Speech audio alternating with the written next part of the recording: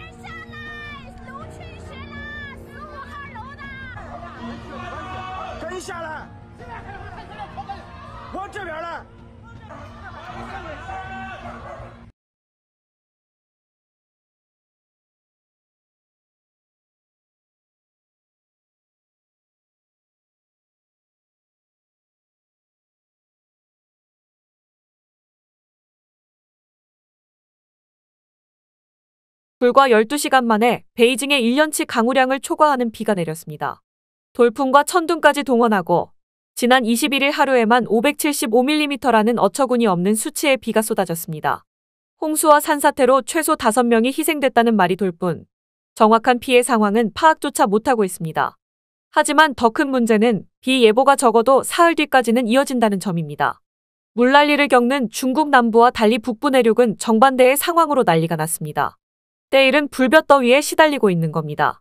쩍쩍 갈라져 메마른 농경지에 물을 대야 하는데 시간당 180위안 한화 약 35,000원씩을 쏟아부어야 하는 상황입니다. 허베이성 사원은 낮 최고 섭씨 43도를 찍어 5월 최고온 기록을 갈아치웠습니다. 수온도 올라 양식장에 산소 공급기를 돌리고 공기 증폭 알갱이를 뿌리는 등 비상이 걸렸습니다. 그런데 이러다가도 다음 날이 되면 언제 그랬냐는 듯 기온이 뚝 떨어지는 기현상이 일어나고 있습니다. 실제로 최고 기온 43도를 찍은 다음 날, 이 지역의 기온은 섭씨 20도까지 떨어진 것으로 보고됐습니다. 하루 사이에 기온차가 섭씨 20도 이상 벌어지며 온탕과 냉탕을 오가는 극한 기후현상이 벌어지고 있는 것입니다. 이는 동남부 지역에 퍼붓었던 비구름대가 중부 내륙과 북부로 확대되면서 큰 비와 함께 찬 공기가 유입되기 때문이라고 하는데요. 그 말인즉슨 중국 남부 전체를 다 쓸어버린 최악의 비구름이 그대로 또 덮쳐온다는 이야기입니다. 남쪽에서 올라오는 따뜻하고 습한 공기가 산맥을 넘으며 더 뜨거워졌고 이로 인해 5월 중순인데도 중국 북부와 중부 내륙이 최소 섭씨 35도까지 치솟고 있다는 것이 중국 기상 전문가들의 분석입니다. 엎친 데 덮친 격으로 이 뜨거운 공기가 북쪽에서 내려오는 건조한 바람을 만나면서 북부 지역은 아예 섭씨 40도가 넘는 고온에 시달리게 된 것이고요. 중국 기상청 웹사이트 웨더차이나에 따르면 이날 오후 2시 지표면의 온도는 무려 섭씨 70도까지 올라갔다고 합니다.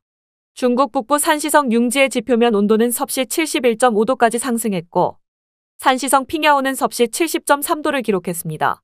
그리고 이곳 사람들을 기다리는 것은 다시 폭우와 홍수죠. 더는 사람이 살 수가 없는 환경으로 변모하고 있는 중국. 이런 일이 처음도 아니다 보니 중국 내부의 불안감은 날로 심해지고 있습니다. 이번에 남부를 집중적으로 들쑤신 폭우는 중국 사람들에게는 불과 몇 년 전의 트라우마를 자극하는 일이었습니다. 약 5년 전 집중호우만으로 이재민 7천만 명을 발생시키고 재산 피해도 한화 37조를 기록한 전무후무한 대재앙이 중국에 있었기 때문입니다. 2020년 중국 폭우 사태. 중국에서는 2020 남방 수재라고 불리는 사건이었습니다. 그 당시에 참사도 하필 딱 이맘때쯤에 시작됐었고요. 2020년 5월 29일 중국 강남 지역에 큰 비가 내렸습니다. 그때만 해도 그냥 가끔 올 법한 비 많이 오는 날 중 하루일 것이라고 모두가 여겼습니다. 조금 일은 장마겠거니 했죠. 하지만 그 비는 여름 내내 쏟아져 3개월 뒤 9월 초에야 그쳤습니다. 비가 그것도 큰 비가 하루 이틀도 아니고 3개월이나 계속 쏟아지는 것을 상상해 본 적 있으신가요? 바로 그것 때문에 중국은 5년 전에 복구 불가능한 피해를 입었습니다. 유독 천천히 흐르는 비구름은 장시성, 안우이성, 구이저우성, 후베이 성까지 차례차례 쓸어 담았고 홍수가 나지 않는 곳이 없었습니다. 중국은 원래도 물난리가 잘 나는 나라기는 했지만 그래도 그렇지 한철 내내 비가 쏟아지리라고는 아무도 예상치 못했죠.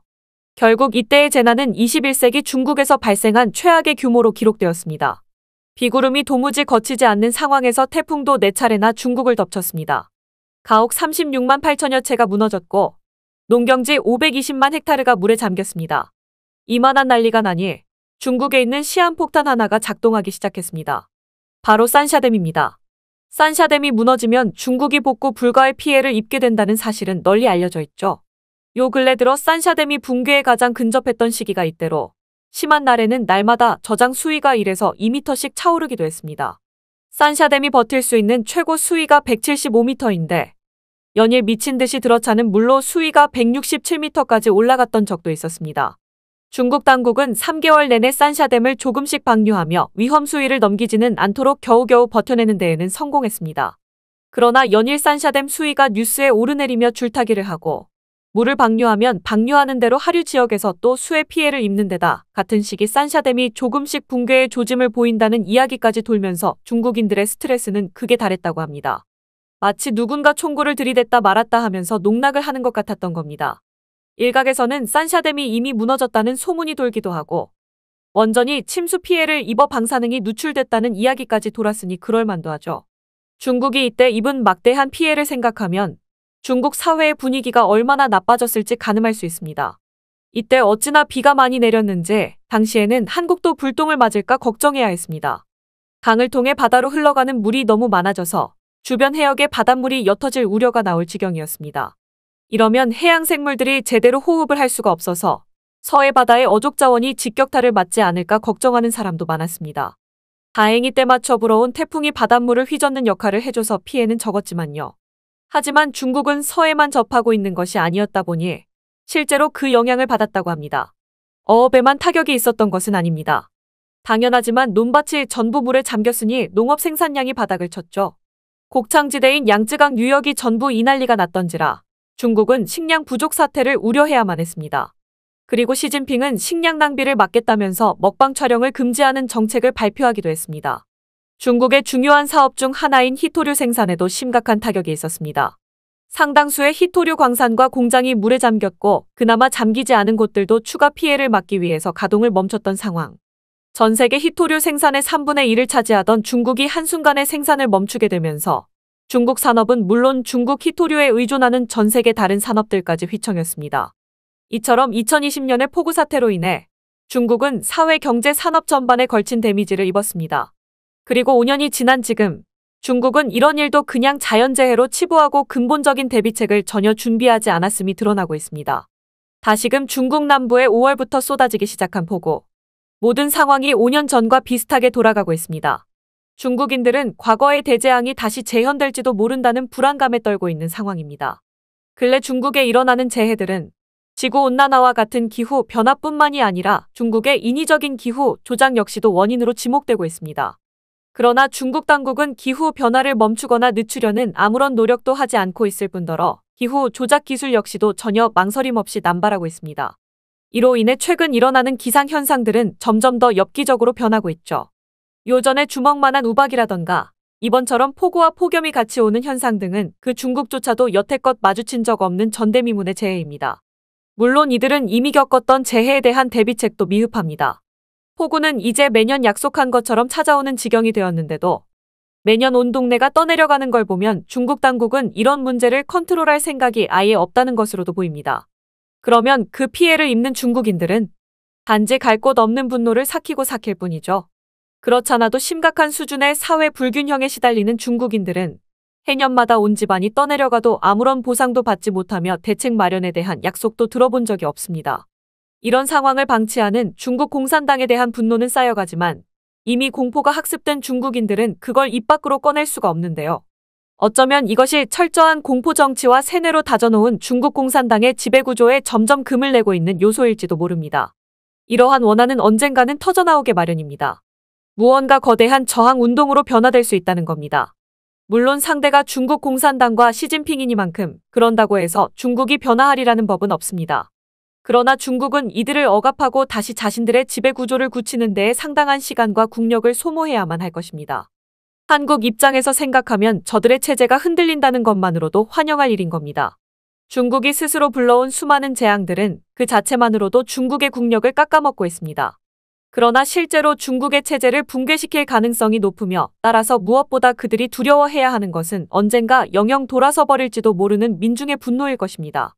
자신의 안위에만 관심이 있는 독재자 집단이 그걸 알리 만무하겠지만 말입니다. 끝까지 시청해주셔서 감사합니다.